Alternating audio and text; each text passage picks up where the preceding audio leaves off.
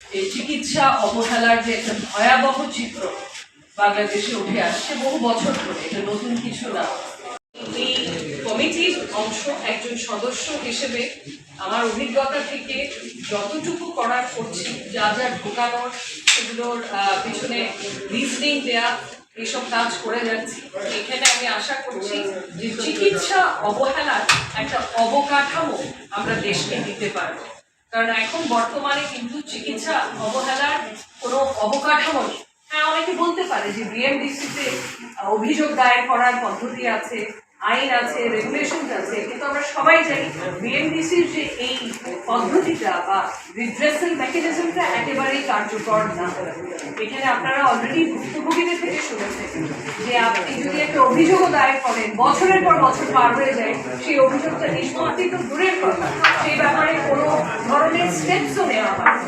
মানে এখানে নিবিড় আছে আমার পাশে বসা, ওর ভাই যখন মারা গেল এবং এই ব্যাপারে আমরা বিএমডিসিতে অভিযোগ দায়ের করলাম, মামলা করলাম, প্রায় 9 মাস পরে বিএমডিসি থেকে আমরা একটা জবাব পেয়েছিলাম যে এই ব্যাপারে ওনারা কিছু পদক্ষেপ করবে। ততদিনে কোর্টেও মামলা হয়ে গেছে।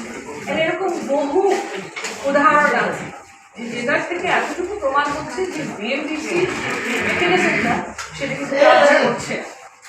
তো আমরা এখন সেগুলো নিয়ে কাজ করছি। আমরা একটা কার্যকর মেকানিজম কিভাবে এই নতুন আইন যেটা হতে যাবে সেটাতে ঢোকানো যায় সে ব্যাপারে কাজ করছি। এই ব্যাপারে আমাদের এই আন্দোলনের সহায়তা দরকার হবে।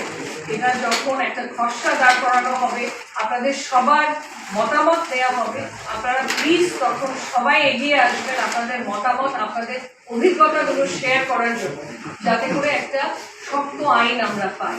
এবং এই আইনটা যে শুধু ভুক্তভোগী যারা তাদের জন্য তা না।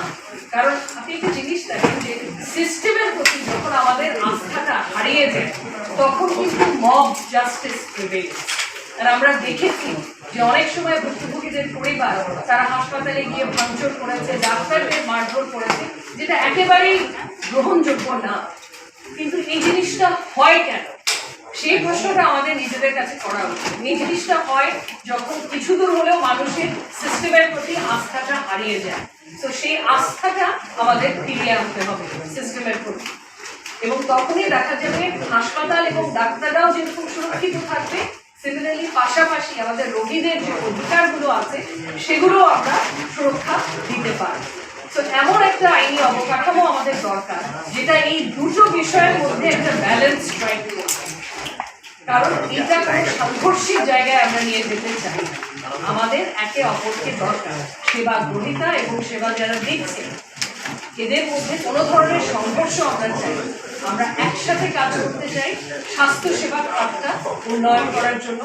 আমি আশা করছি আপনারা সবাই আমাদের সাথে থাকবেন। আমি নিজের জায়গা থেকে যতটুকু সম্ভব এই আইনকে যতভাবে বলিষ্ঠ করা যায় আমি সেই চেষ্টাটা করব।